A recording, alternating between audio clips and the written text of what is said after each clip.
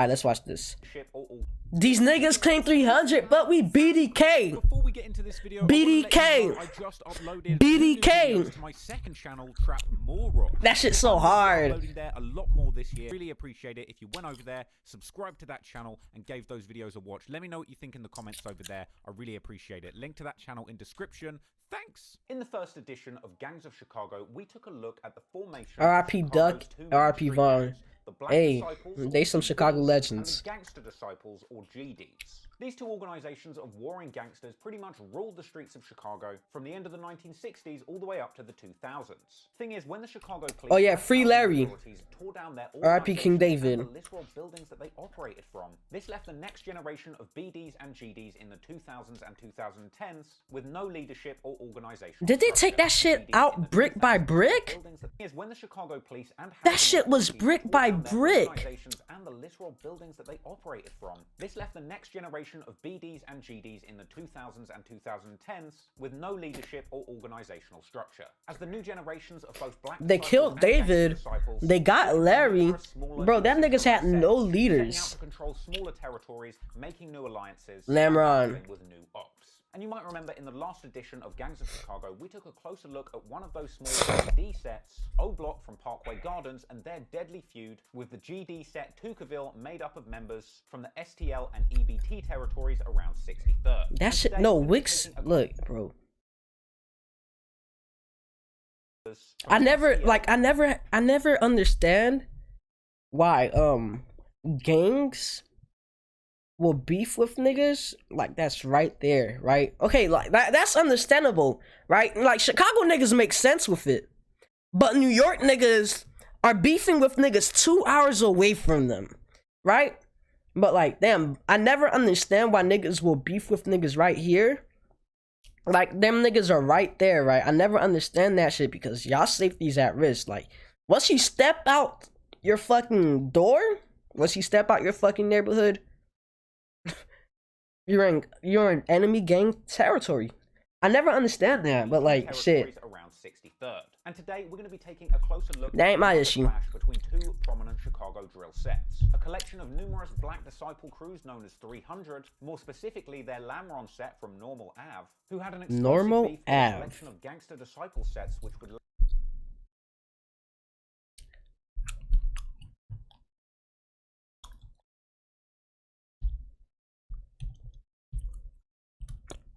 Oh shit, hold on.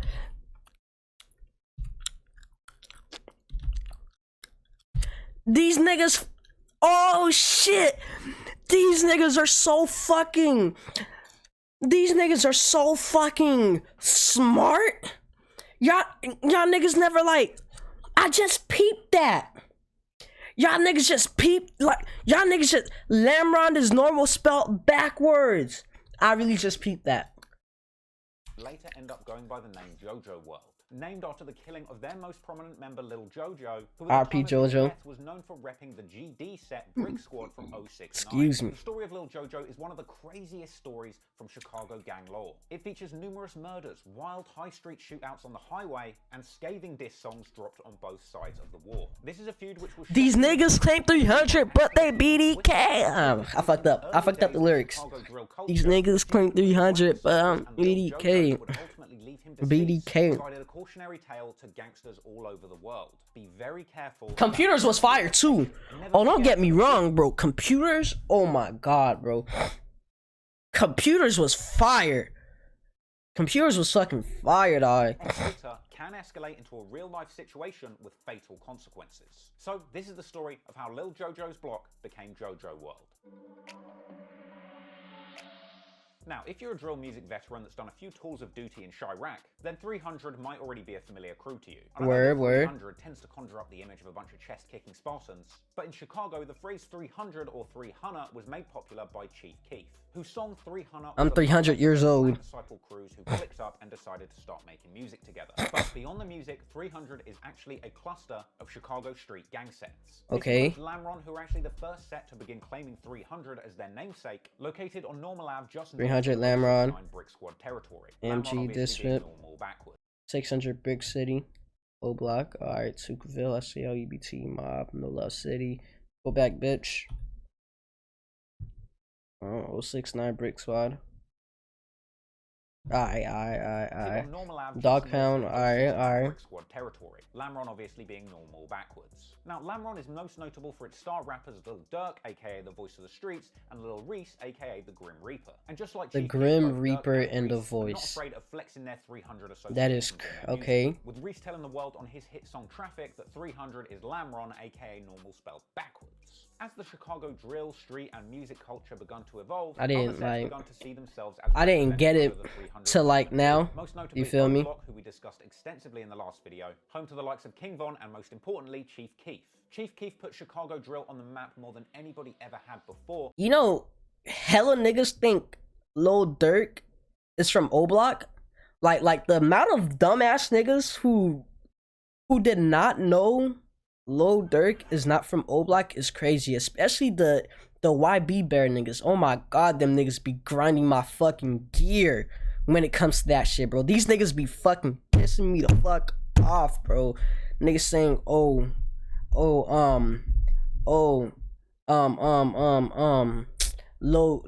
young boy's gonna shoot up Lil Durk hood oblock. Y'all niggas no, stay in your suburbs, my nigga. Like stay in the suburbs and stay out of black people business. Like damn. With his track I Don't Like, which went viral in 2012, which even attracted a remix from the most unstable Chicago driller in history, Kanye. I Don't Like was one of the first grimy Chicago street tracks to become a genuine mainstream hit, going 73 on the Billboard chart and eventually landing Chief Keef a platinum plaque. Not bad for a ratchet-toting teenage Chicago driller, is it? But that nigga was only 16. Also featured Lamron legend Lil Reese, who joined Chief Keef shouting out 300 for the whole world to see. Of course, Chief Keef would continue flying the 300 flag on his Keef. Nigga said 300, bitch, we hot, we took flight. Shit too crazy. That shit too crazy. Continue flying the 300 flag on his track 300, and over time, other black disciple sets in the city of Chicago begun to show love and rep under the 300 flag too. This includes the likes of nearby BD set 600, who were formerly the Brick City GDs, a crew that ended up flipping to BD due to a whole bunch of reasons that I'll cover later, and of course 600 being the home to your boy. Yo, 600 breezy, fire. I ain't gonna lie. After all them niggas, I only know like Breezy. Boy 600 Breezy. For the record, the Brick City GDs are not to be confused with Brick Squad 069, the GDs who we'll be discussing in more detail later in this video. Also clipped up with 300 are the nearby Front Street BDs, which includes the likes of Fredo Santana, and the BD set Dipset from the 71st and 72nd and Normal Ave, who were also known to beef with Brick Squad 069, and numerous other smaller BD crews from around Chicago clipped up with 300, like Dog Pound, Low Life, AMG, SMB, and numerous others. Okay. Of being clicked up with every single crew. R.I.P. Fredo, the way he died was sad. Lil Durk and Chief Keef were getting that nigga was like going somewhere. So you can see why 300 was popping in Chicago in the early 2010s and why everybody would want to be clicked up with them. So how about their ops? Bro, my room is green. No fucking free sponsors, bitch ass nigga. Fuck you. Bye, fuck with you. But no free sponsors, my nigga. Well, guys, peace out. Well, meanwhile, over on the other side, south of Lamron is the GD set Brick Squad on 069. Okay. The most prominent members of Brick Squad, at least for the purposes of this story, are of course Lil Jojo and his half-brother Swagg dinero. However, just like 300, Brick Squad does have its alliances. Them niggas got some strong-ass genes. Brick Squad isn't just a gangster disciple set. They're insane GDs. Now, insane refers to a certain kind of gangbanger in Chicago, where GDs and BDs from both sides of the fence form an alliance against shared ops under the insane banner. With this meaning, sometimes insane GDs beef other GDs, and even Lil Jojo himself had tweeted that even though he is a GD, he is also GDK, a GD killer, and some insane GDs have even referred to themselves as EBK or everybody killer, which under that logic, I'm gonna just go right out on a limb and say that I'm an MBK, I ain't killing nobody. But for real, you can see why you'd call somebody insane if they were literally in a gang, yet they beef people that are technically in the same gang and are somehow friends with some people from the opposing gang, all in the name of shared ops, I guess. Anyway, regardless, both Lil Jojo and his brother Swagg dinero that shit was weird. That shit was weird. Nigga said MBK. Swagg even recounted in a DJ Vlad interview that it's well worth a watch how growing up with Lil Jojo, they'd be gangbanging as kids, running around with a Polaroid camera, taking pictures of each other, throwing up GD gang signs. Because we had the Polaroid camera. all the pictures we took, we in that gangbang. It was the culture, like my family, everybody GD, like even my aunties gangbang. Now the thing with the His auntie is GD. GDs is they don't all bang under one big umbrella like the 300. You know what's crazy is that from what I seen, bro, like being GD, that shit runs deep. Like if you a GD, like it runs deep, cuz like if you GD, that shit runs in your fucking blood. Like once a nigga turns GD, you'll find out their auntie was GD, their uncle, their great grandmother on their father's side was also GD. Like bro, that shit runs deep. Like being GD is like damn, like that shit some like it's blood ties for real. But they are clipped up with a number of other... Like, it's really blood ties. This includes the nearby insane GD set CMB, some members of No Love City, who were known to beef Lamron heavily. They were cool with some GDs from the set MOB, and of course Brick Squad ended up getting very tight with the STL EBT gangs of Tukaville, since they were known to beef Oblock and other 300 sets so heavily. And of course Brick Squad are closely tied to nearby crew, D Block right next to Brick Squad turf, covering 070 and 069. Now, okay. This same GD turf that was known as Brick Squad and D Block was actually referred to as Akiville, after a beloved member Aki from this area was sadly gunned down. Aki was a Brick Squad member murdered on July the 16th, 2011 after an argument over a hat at a house party. After his passing, the local rapping... Hold on. Dante Daniels was ordered held in Lao of one. I can't pronounce that. It's French, but I'm not reading that shit. Of 1.5 million bail. After an argument over a hat at a house party. After his passing, the local rapping drillers recorded a tribute song called R.I.P. Aki, which became legendary in the area. R.I.P. Aki. Man, I miss you while you had to die, G. However, Aki wasn't actually... I was about to laugh. The bloodshed between these two groups dates all the way back to the late noughties. So now you know the gang noughties. Noughties. Nigga said noughties, not 90s. Noughties. That started this beef off. The killing of a very close friend of Lil Durk, Lil Reese, and Chief Keef, the beloved 300 Lamron member, Lil Mo. The 2009 track Lamron vs. the World is actually one of the earliest Lil Durk songs in existence. The song's title is a reference to Terrence Lil Mo Hollins. Durk is like very noticeable. Lil Mo was respected and connected amongst the Lamron 300 community. Mo was apparently super close to all of the guys 300 and affiliated. But unfortunately, at the young age of 17, Lil Mo was shot and killed in a drive-by on the 1700 block of South Dorchester Avenue in July 2009. The loss of Lil Mo was apparently devastating to the Lamron and 300 crews, and members paid tribute to their fallen brother on tracks like R.I.P. Lil Mo, which we've already mentioned, and on the track Brothers by L.A. Capone, Rondo No. 9, and Lil Durk, where Durk says R.I.P. Lil Mo, as well as shouting out O.D. Perry a while before he was killed and O-Block was renamed in his memory. Also on the track It's Crackin', Chief Keef also pays respects, rapping R.I.P. to Lil Mo. Lil Mo was supposedly killed as part of a long-running and deadly feud between the Lamron set and nearby GD rivals No Love City. This is a legendary beef in Chicago that apparently has a long history dating back years, with many lives having been lost on both sides. A BD-GD war apparently dating all the way back to the 80s. Following the death of Lil Mo, it's said that the Lamron BDs were hungry for revenge. Two prominent young men from No Love City were killed in what appear to be retaliation attacks in November 2009. Pause. That shit crazy. Real crazy. Damn.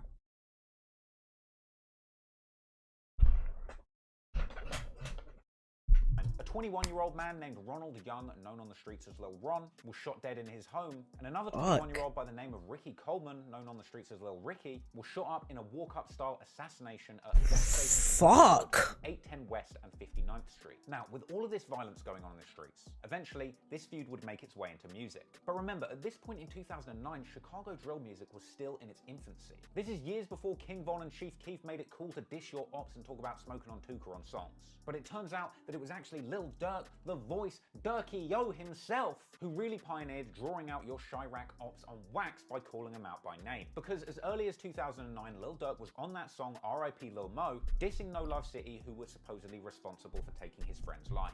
At the time, durkio clearly hadn't developed into the voice, the Chicago Jay-Z that we know him as today. The Chicago Jay-Z. He just shouts Brick City can suck a dick over and over again. Lil Durk also used that shit's so fire. To publicly shout out the alliance between 300 Lamron and Dog Pound, but realistically, at this point, the Chicago drill scene hadn't really picked up enough attention for homemade diss tracks like this to really pick up any traction in the streets. So in the years that followed, the beef between the Lamron 300 BDs and various other GD sets remained in the streets. But a pivotal moment in this feud is said to have occurred in 2010, when it's said that somebody from Lamron 300 killed a man named Thomas. I ain't gonna lie, this is how all the chiraqologist niggas be sitting down watching watching my videos, dog. Like, they just be sitting down watching me react to this shit, and they just get mad. Nigga, I don't research. I don't do research about the city every day, my nigga. I just like watching the videos. I just like reacting to the videos. Hey, I learned a little more about my favorite rappers, right? You feel me? Hey, Chief Keef, my favorite rapper. I learned, actually, it's like Chief Keef Herbal. Like, it's between them two niggas, bro. I learned more about my favorite rappers, type shit. So shit, y'all niggas don't say shit. Alliances to Brick Squad on 069 and D Block on 070. However, the deceased man's cousin was apparently an affiliate of the Lamron BDs known as Killer Kells. And damn. Apparently the loss of his cousin caused Kells to flip to being an insane BD, joining alliance with Brick Squad 069, the insane GDs, in a vow to avenge his cousin. By 2011, Brick Squad and their affiliates from nearby Wooga World were jumping on songs to diss Wooga World their gang sets on music, featuring lyrics that shouted out members like Killer Kells bringing choppers along to a drill, with the likes of p.rico, Dez, and Lil Mister all taking sides in the early stages of this musical beat. God but away damn. from music, the violence was also still playing out in the streets. On the 6th of July 2011, 18-year-old Dekinta Childress, also known as Tasky from Lamron, is killed, getting shot in Inglewood on the 6100 block of South Normal Avenue and passing away in hospital 2 days later. Eventually, the two shooters in this case were actually caught around 3 years later, with it being revealed 3 years later used an assault rifle and a pistol to assassinate Tasky in the middle of a busy crowd. Parts of Lamron begun to be referred to as Tay-Town in his memory. How the fuck I didn't catch him? Get back both in the streets and musically. And it was here that Lil Durk prepared to drop a groundbreaking diss track taking aim squarely at his GD ops. A game-changing song that would set the wheels in motion for years of bloody battles between Chicago's Play that BD and shit. GD sets. It was at this moment that things would go far beyond music. Play that shit. In March 2012, Yes! Lil Durk dropped the official Lamron BD theme tune, L's Anthem, and this was considered to be one of the most iconic early Chicago drill tracks. Within only months of this release, Lil Durk And he got signed off that shit, bro. even landing himself a French Montana remix of the song and getting so much attention in the streets of Chicago that L's Anthem even ended up getting a significant amount of radio airplay, despite how much of a grimy street anthem it really was. The track featured a tribute to Lil Mo, as well as numerous bars where Durk would directly diss rival GD set Brick Squad and their affiliates Wooga World, who Lil Durk had been dissing on wax already. Wooga World So with Lil them, Durk's track so L's fuck Anthem them. contained a lyric literally saying "fuck Brick Squad." Combine that with the fact that this song was getting a significant amount of radio airplay in Chicago at the time, broadcasting these disses. Them niggas was in the car mad as hell. Like, what the fuck they gonna do? Causing a chain reaction. How the fuck they gonna respond to that shit? Lil Jojo of Brick Squad reportedly heard Lil Durk saying "fuck Brick Squad" on the radio and was livid. In fact, Jojo's brother Swagg dinero told DJ Vlad that Jojo only decided to start rapping after he'd heard L's Anthem. He ain't really want to rap until he heard Lil Durk song, that L's Anthem. Like, this on the radio, fool. You know what I'm saying? You talking about fuckers on the radio. Man, he went crazy, fool. He ain't like that. So, Hey. all around the same time that Lil Reese and Chief Keef were blowing up with their track Don't Like, as well as Chief Keef's solo track 300, picking up buzz in the streets, leaving the whole of Chicago cheering how much they Young loved it. Chop produced And yet that another shit? of Chief Keef's popping songs at this time was, of course, the track Every Day. Young In response Chop to Durk's produced that direct shit. diss on L's Anthem, and in response to the hot track Don't Like. Wait, who as well as produced Chief Don't Keef's Like? Solo track 300, another of the diss on Fuck that. Anthem, and in response to the culmination of numerous popular drill songs by BD's repping 300 at the time, on April 27th, 2012, Lil Jojo drops a remix to Chief Keef's song Every Day, proving that he is truly insane by dissing every single BD in Chicago at once. Lil Jojo's song was called 300K or BDK, which obviously stands for 300. These niggas claim 300. but we BDK. BDK, yeah, bitch. We BDK. We stacking, bitch. So we know. So you know we cracking trays. Cracking. Oh my, bro. This nigga was a lyrical fucking genius. I don't care if he was dissing his ops. This nigga was a lyrical fucking genius for his time. That nigga was revolutionary, bro. That nigga was like, I don't know, like he could have been next up. Durk say fuck Bix God, so I can't wait to catch him and squeeze my 40. Bro, that shit. Come on, bro. I think he was like 16, 15, but that nigga was only 16, 15, bro. That nigga could have blown up if he didn't get killed, bro. He could have been, at the same level as Durk, if not the same level, but like almost there, bro. Like, them niggas, bro, if that little nigga didn't get killed, bro, if Lil Jojo didn't get killed, the rap industry will be GDs versus BDs. Like, it still is, but GDs, like, every GD rapper I know, right, 22 G's, FBG, Duck, was like, is like blackballed, bro. Like, every GD rapper I listen to is blackballed, right? 22 G's, bro. Like, niggas hate 22 G's for what? He's getting blackballed. FBG Duck, bro, before he got killed, he was finally getting some, like, motion. He was finally getting some motion with the record label, bro. That shit is crazy. A video that is so low quality, I wouldn't be surprised if it was recorded on one of their guns. Lil Jojo's diss song took off in a big way in Chicago. r.i.p. Duck, bro. Major instances of true gangbang. Like, they need to stop blackballing GDs, bro. Like, some niggas got stories to tell. Jojo had gone far beyond what Lil Durk had with L's Anthem, going further than just dissing the 300 crews of Oblock and Lamron that had offended him. By saying BDK on a song, Lil Jojo was essentially saying, I want war with any black disciples in the city. As Jojo's song picked up steam in the city, the BDK movement did too. Many have said that when Jojo released this song, it was the moment that divided Chicago gang culture into two sides musically, with it being said that this really was the moment that the lines begun to get truly blurred between the streets and the music. So you think Jojo, with that song BDK, started the war in Chicago? He started the biggest war in Chicago. Zach TV documented the fact that people were tagging BDK in BD territories. This is where the BDs be at for real, for real. You know what I'm saying? Them L's and everything. Look at the wall. These niggas claim 300, but we BDK. Wow. Damn. Bear in mind, getting a big response from the ops was really Lil Jojo's intention from the very start, as Swagg dinero told DJ Vlad in his interview. The man dissed us on the national on the radio. You know what I'm saying? So that's local airways. Scale possible. So, as ops begun to take sides, Jojo and Brick Squad found themselves beefing with Chief Keef, as well as being clicked up with their main rivals, the STL and EBT boys from 63rd, including Tukaville veteran FBG Duck. r.i.p. Duck, bro. Done just splitting Chicago into two. After 300k, I ain't gonna lie, bro. If Duck didn't get killed, bro, he wouldn't be running the game, but he'll have a solid ass fan base, bro. r.i.p. Duck. Like, that shit's sad. That shit really sad. That nigga got killed. That he had an extendo too. Like, if you don't buy extendo from Glock, I don't even think Glock sell extendos. I don't know, I might be incorrect, bro. But if you buy off-market extendos, bro, your shit's gonna jam, bro. Like, r.i.p. Duck. Jojo continued dissing his shit jam, bro. r.i.p. He released the track I Got Dat Sack, where he talks about shooting ops from Lamron. He says claim 300, you get whacked. He says he's gonna catch Lil Reese in traffic with the Mac. And he points out that the ops are now clicking up, saying fuck the Lamron affiliated BD set AMG, and even BD wholesale, saying at the end of BDK die L's on Queen David, a mocking reference to the fact that super BDs like King Von constantly end sentences by saying on King David, a reference to the early BD founder David Barksdale. Super BD.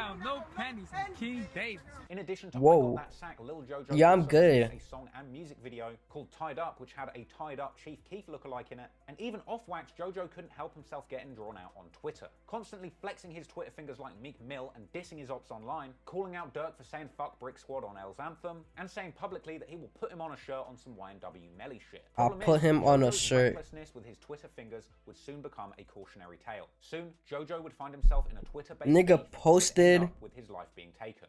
Bro, how you doing though? Bro, nigga posted his location. Lil Reese and Lil Lil Jojo bumped into each other in traffic where shots were fired, with Jojo releasing a video recorded seemingly in the immediate aftermath of the incident, which made it look like he was chasing Lil Reese, shouting he gon' kill his ass.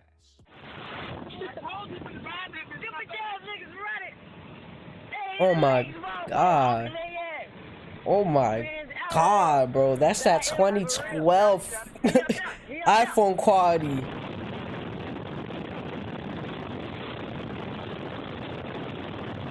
That's that 2012 iPhone quality.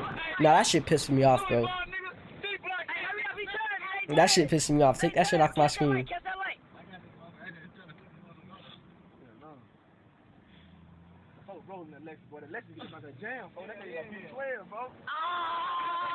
Reese ain't even driving, he a bitch. I'ma kill his ass. Jojo tweeted about this afterwards, saying that he was the one who caught Lil Reese in traffic and that Reese wasn't with the shits, before later seemingly admitting that it was Reese that shot at Jojo, but Reese fortunately missed. A few weeks later, Jojo then tweeted asking his followers who wanted to see a picture of him standing on the op block of Lamron, which I believe was this picture, with Reese replying suggesting that Jojo's recent tweets are straight snitching, suggesting that Jojo's activity has got the block hot over on Lamron, and Jojo clapping back saying that they were on the block and Reese was nowhere to be found. Then, nowhere to be found. Incident, it all goes down, as on the 4th of September 2012, Jojo leaves his house at noon, allegedly on his way to film a music video. However, around 4 PM, it became clear that what Jojo was filming wasn't quite a music video, as Lil Jojo records himself and his friends driving past Lil Reese yelling BDK at him out the window in what I believe must be Chicago Drill's very first drive-by argument. Jojo then immediately posts the video of this altercation on Nigga Twitter posted that shit on This video YouTube. that Jojo himself shared, we see Jojo taunting Reese from his Okay, the car, iPhone quality Lil got a Reese little said better. pretty clearly that he is gonna M Lil Jojo. They calling for them racks, they from the house and shit. One time to tell y'all.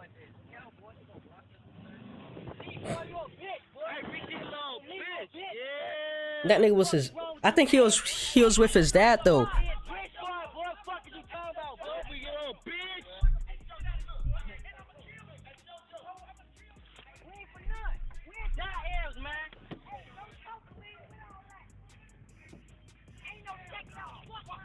Shit. Following this incident and the posting of it on Twitter, both Jojo and his brother Swagg Dinero continued to taunt Reese on Twitter, and Jojo himself began to make suggestions that he was outside and available for smoke if anybody wanted to beat him in person. Atting Little Reese specifically, I'm out here on my 2 feet. Little bitch, where you at? Jojo went on to share his I'm on 069. I'm out here. outside on 069, And that's where he fucked up. R.I.P. unfortunately would be the very last tweet of Lil Jojo's life, because around 9 PM that same evening, standing on that very Hey, that internet shit gonna get you killed, bro. R.I.P. a tan Ford Taurus pulled up on Jojo, opening fire in a drive-by shooting. Now, there's conflicting reports as to whether or not Lil Jojo was riding his bike on the evening that he was shot, but regardless, what we do know is that after being shot, he ran a short distance before collapsing on the sidewalk. Damn. 6 shell casings were found at the scene. However, it's been said 6? by numerous people, including Jojo's brother Swagg Dinero, that Jojo was only shot once, with one of Damn. his friends who was actually at the scene telling reporters later just how bad the injuries were. Yo, they hit something vital. Ambulance, they turn him around and you see a big ass hole like this, boy. I'm like, boy, hell no, he couldn't get hit like 1 time for my life, bro. The girl said they shot like 6 times. They started it though. After Jojo had been shot, the shooting vehicle continued to travel east, with 2 cars following behind. That shit was that big. Nigga said the whole. I think my hands are bigger than his, but nigga said the hole was that big. Like the exit wound was that big. Like, okay, that's the entrance room, but the exit wound, damn. So he probably got hit in the back. Exit exploded. That's not even a 9mm. Like, bro, nigga got hit with a 50 cal or some shit, 7.62. Like that exit wound was too big for a 9mm. From the way he said it. Another being a silver car with a spare wheel on the back. Jojo's killers would flee immediately, but not for long, as seemingly the identity of at least a couple of people involved would be revealed many years later. But the thing is, regardless of who did the hit on Jojo, hold on. the events that unfolded earlier that day. You know, I'm all mathematical and shit, right? Let me bring out the tape measure.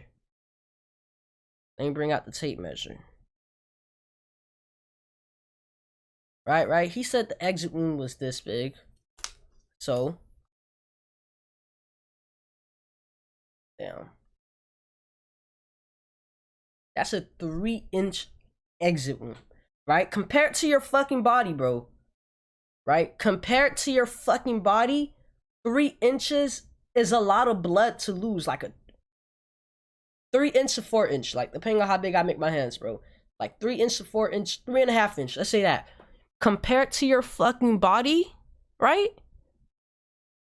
That exit wound is gushing a lot of blood, and depending where he got hit at, bro, he wasn't gonna make it out the way, bro.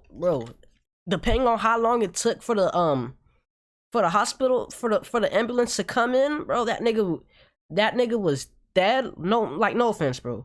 Like, depending on how long it took for the ambulance to come, cause we all know, like when it comes to black people getting shot and like neighborhoods like these, bro, they're gonna take their sweet time, bro. He like if they came in a little sooner, bro, he was probably on the way to heaven. He was probably on the way to Valhalla, or he was already in Valhalla, bro. Like, r.i.p. Like a 3.5 inch exit wound is like crazy. Like, they literally blasted a hole in that man's chest. Like, depending on where he got hit, bro, like they blasted a big ass hole in his body. And the only gun that I could say that could do that, bro, no, 50 cals. Nah, 50 cals go crazy. 50 cal wouldn't do that, bro. I'm probably saying a 7.62, 5.56. One of those. Like, bro. That nigga, bro. Lil Jojo wasn't gonna make it, bro. Wasn't gonna make it. Like, they...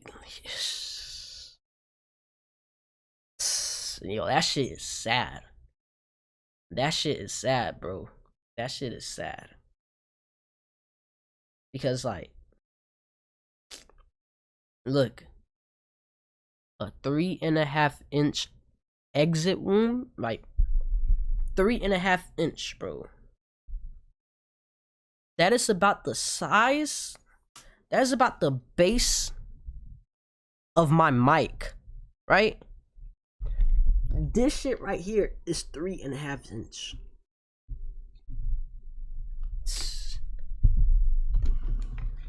Yo, r.i.p. Lamron and the 300 affiliated lads. And ironically, much like Lil Jojo had done to himself, they would end up making things a whole lot worse by tweeting. Damn. You know what I'm saying? You get caught up in this shit. This real Fuck life. Jojo. Jojo got killed. Stains on the ground, you feel me?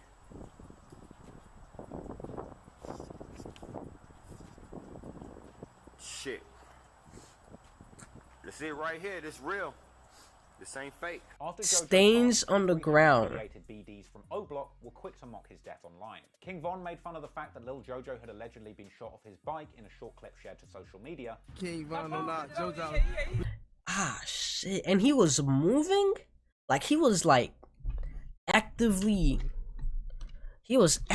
like riding his bike, so his heart was pumping,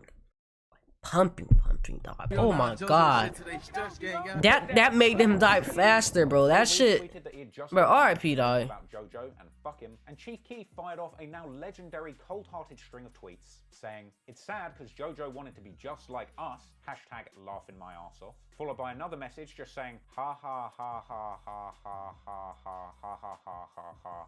Ha ha ha ha ha, hashtag rich Nigel shit," and another saying that he knows the real Brick Squad, hashtag 300, which naturally isn't a great look the day after the 300 op has been killed. So it's not surprising that following these tweets, it turned out that the feds were looking into Chief Keef's involvement in the crime, and after this emerged, Chief Keef quickly changed his tune, publicly claiming that the earlier tweets were the result of him being hacked, denying any involvement in this tragedy, Jojo's death, then saying he didn't even know Jojo, but Jojo was young just like him, then tweeting a fake respectful tribute sending prayers out to Jojo, and then, very wisely, deciding to take a break from Twitter. But unfortunately, the damage was already done. A lot of people were looking at Chief Keef, and Jojo's mother even went on television and blamed Keef directly by name for her son's killing. Who do you think is responsible for your son's death? Chief Keef. Damn. You believe he himself pulled the trigger? I don't believe him. Himself pulled the trigger. I believe he paid somebody to do it. Naturally, the police investigation into the killing of Lil Jojo went nowhere, but around a year after his passing, internet detectives finally get some clues in September 2013, when Chief Keef's cousin and self-confessed people killer Tato fired off a tweet supposedly revealing who Jojo's killers were. Tato! I fuck with him. D-Rose. Front Street drill legend Fredo, okay. Non-rapping shooter from Lamron named Keef. Bro, I'm telling you, bro. That is a crazy ass lineup. What the fuck? Then Tato was lying on his name, and that all of this loose talk on Twitter had the feds knocking at his door. Tato came out not long after this to say that his Twitter got hacked too, suggesting to the public that he doesn't really know who killed Jojo. For the record, it's also been widely discredited that D-Rose or Fredo Santana had anything to do with Jojo's killing, and while not strictly a suspect, but somebody who definitely would have been happy about Lil Jojo's demise, Lil Durk eventually addressed the situation around a year later when he ended up linking up with Sway, saying that people in Chicago do get killed over Twitter, seemingly a reference to Lil Jojo. Killed over Twitter nowadays. What? Yeah. You could get killed over Twitter by something you say on Twitter. Arguing on Twitter. After this, Sway ended up asking... That's crazy. Yo, a nigga in my state, right? But that shit, like, he lived 2 hours away from me. He got into beef over Instagram, like on Instagram with some niggas. He lived in Low Haiti. Pulled up to his crib, like them niggas pulled up to his crib. I don't know how the fuck they found his addy. Them niggas pulled up to his crib, did a drive-by, got him gone. Directly about Jojo, which causes a swift demeanor change from Lil Durk as he gets incredibly uncomfortable and continues to peer off camera looking for somebody in the room. Lil Jojo was killed, right? Yeah. I ain't gonna get into it and ask you about that, but a lot of that got triggered through Twitter, right? Yeah. Okay. I ain't even gonna ask you about that, but when you brought that up, right, that's what made me think about it. Man, this is intense. Look, yo, he got a strong ass jawline. The real shooters were Chief Keef, Lil Reese, and Lil Durk, doing the drill, them damn cells, and then speeding off in a Hellcat, bumping 300. But reality is never that exciting, is it? In fact, friends of Lil Jojo later would tell Zach TV that rap beef had nothing to do with it, and Jojo's killing was indeed straight up street business. We heard them on Jojo Boy. We heard the motherfucking rap niggas put money on bro head too. I ain't gonna say no rap niggas. Look, man, them rap niggas ain't had shit to do with nothing, bro. This shit was real live street business. You feel me, man? I ain't none of that rap shit, none of that shit, bro. The dominant theory on what actually went down was that Jojo was posting his location on Twitter, trying to draw out Lil Reese, Lil Durk, or Chief Keef as part of the ongoing rap feud that was clearly attracting him a lot of clout. But in doing this, he inadvertently exposed his own location to other Brick Squad ops from the 300 affiliate crew AMG, previously known as SMB, as well as Lamron, who wanted Lil Jojo dead for non-music related reasons, and ultimately were able to benefit from him revealing his location to the rappers he was beefing in order to do an unexpected drill on him. But the question still remains, who killed Lil Jojo? I guess we'll never know. Jojo's brother Swagg Dinero tweeted the day after his death, atting both Chief Keef and Lil Reese, saying that they were dead men walking. But then in 2013, Swagg revealed publicly on Twitter that he believed Lil Jojo's killer was dead. Now, Reese, Durk, and Keef are all still alive, so who was the shooter he was referring to? Well, it's been alleged, at least by the internet detectives over on Reddit, that there were two main hitters involved. One name that's been put forward is Poo Poo from AMG, okay, an apparently feared shooter who Chief Keef has even shouted out numerous times on songs, as well as replying to a tweet where a fan asked who Poo Poo Man was, with Keef simply responding 069, which was of course the murder location that Jojo had tweeted. According to Reddit, Poo Poo Man actually rapped under the name Free World Savage for a bit, and if you want to really go down the rabbit hole, legend has it Poo Poo also had something to do with a shocking 2010 incident where two teens were shot in the head, stripped naked, and left on a railway track. Now, for the record, there is absolutely no nigga, what the fuck? Internet theories that should be taken with a pinch of skepticism, and I cannot even prove that Poo Poo Man is even a real person. The other alleged shooter, who was supposedly there for the Jojo hit, on the other hand, Kiki from Lamron, who Tato had already revealed, was indeed deceased by the time Swagg Dinero tweeted publicly that Jojo's killer had been killed. So that's a concrete indication of his involvement by somebody else who was involved. Kiki himself had supposedly laughed about Jojo's death on social media immediately following the news going public, a video which has unfortunately been lost. I couldn't find it anywhere, but even statements from the detectives looking into the killing at the time suggest that this had something to do with the incident and that that video mocking Jojo was indeed real. So Kiki and other BDs that were celebrating Jojo's death on social media attracted immediate retaliation from the insane GDs of Brick Squad. Only a day after Jojo's death, a man named Larry Porter was killed in a spectacular scene where Porter was shot dead whilst driving on the Dan Ryan Expressway. With this shootout occurring whilst the car was apparently still in motion, with Porter's Jeep knocking over a light pole, going through a wrought iron fence, and slamming into the auto parts store on 87th and Lafayette. But the get back wasn't done yet, because in another hit essentially 2 weeks after Jojo was killed, niggas were fighting on the expressway like it's Mad Max. What the fuck? Who Tado suggested was the one who hit Jojo, was also murdered. Kiki was shot multiple times on 2600 block of West 63rd Street near this tree, which became a mural following his passing. Detectives publicly pointed out the link between Jojo's death and these two killings, and in case all of that action wasn't enough of a Hollywood movie for you, 2 of the 3 men who did the first hit on the Dan Ryan Expressway ended up going on the run to Missouri, with one eventually being caught by the cops for other petty crimes, making a jailhouse call to his accomplice openly discussing the murder, which led authorities to where the murder weapon had been stashed. That gave the cops DNA evidence linking all 3 accomplices to the Larry Porter hit on the Dan Ryan Expressway. That is crazy. Big retaliation after the Lil Jojo hit. All 3 of those hitters ended up getting charged in 2014. Them niggas look fucking sped. Oh my god, them niggas look fucking sped. So they talked about killing a nigga on jail phone. Them niggas are fucking sped. But in yet another insane spin to that story, in 2017, before the trial had even taken place, one of those suspects was mistakenly released by the prison, immediately going on the run. There is a manhunt underway tonight for a suspected killer. Garrett Glover was wrongly released from the Illinois Department of Corrections. He was supposed to be moved to Cook County to face murder charges. Glover has been at the county jail since 2014 for an attempted armed robbery. While in jail, he was also charged with murder in a 2012 shooting on the Dan Ryan Expressway. Prosecutors say he admitted to the killing during taped prison calls. Glover was sentenced to 4 years for the armed robbery case.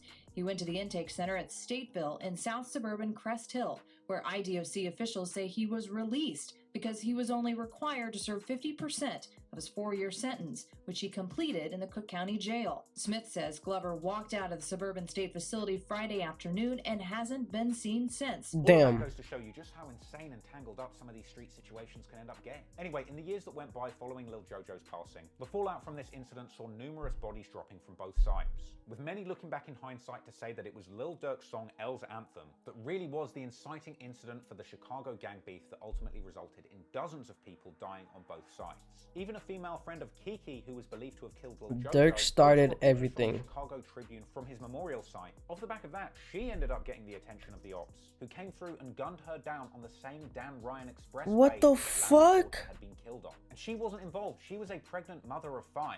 Which just goes to show you, no matter who you are, if you're involved in the y'all knew gangsters don't have no respect. Damn. Get touched. Many years have passed since the pregnant mother of 5, bro. Y'all knew niggas don't have no respect. Disrespect. The fact is, Lil Jojo's case is a cautionary tale. Jojo had barely turned 18 when he was gunned down. He'd been gangbanging on songs just trying to get the attention of the Chicago music scene. And unfortunately, he did end up getting it. When 300K blew up, people thought that Lil Jojo might be the next Chief Keef. But unfortunately, Lil Jojo didn't even live long enough to see the true opportunity that he had created for himself R.I.P. music. Chief Keef was fortunately able to take all the money he made making drill music and move far, far away from O-Block to safety. And sure, some of the OGs from the block clown Chief Keef for never coming back to the O, but 8 years on from Lil Jojo's death and Chief Keef is still alive and well. The same can't be said for Jojo. Unfortunately, it seems like that BDK energy was just too toxic for Lil Jojo to escape these streets with his life. If I've got one hope, it's that the future generations of Chicago drillers can navigate the streets with a better understanding of the impact that their music can have. A hit rap song in Chicago can make you a millionaire and get you out of the streets. But it can make you shit. You could get killed before you even have a chance. And perhaps the only difference between the two is sharing your location on Twitter. Thanks for watching that video. Really hope you enjoyed that and that you've enjoyed all. Hey, it get wicked out here. You could get killed. Definitely go and check out my Gangs of Australia video if you haven't already. Australia have gangs. If you enjoy the music of 1-4 as much as I do, you might find it really fascinating to find out some of their history. If you enjoy my work in general, Australia have gangs. Other channel Trap More Ross. I'm going to be uploading a lot more fun, casual type hip-hop videos over there. And I just uploaded a fresh video where I take a look at some of the craziest bust-down chains on the internet. It's really good. I would definitely recommend you go check that out. Yo, I'm going to steal that idea. Don't forget, if you're a $10 patron of this channel and you join my Discord, you get access to the VIP lounge. So make sure you go and jump in there and talk to me one-to-one if you haven't already. And if you're not a patron, still make sure you come and check out the Discord. It's the premier place for you to come and have a chat with me, share your ideas for the next video topic, give your opinion on what's going on in the hip-hop world right now, and submit your most fire tracks for me to have a listen to. Appreciate everybody's support. It's going to be a fire 2021. I'm super excited. Until next time, people. Damn, that shit was posted a year ago? Peace, man. Okay.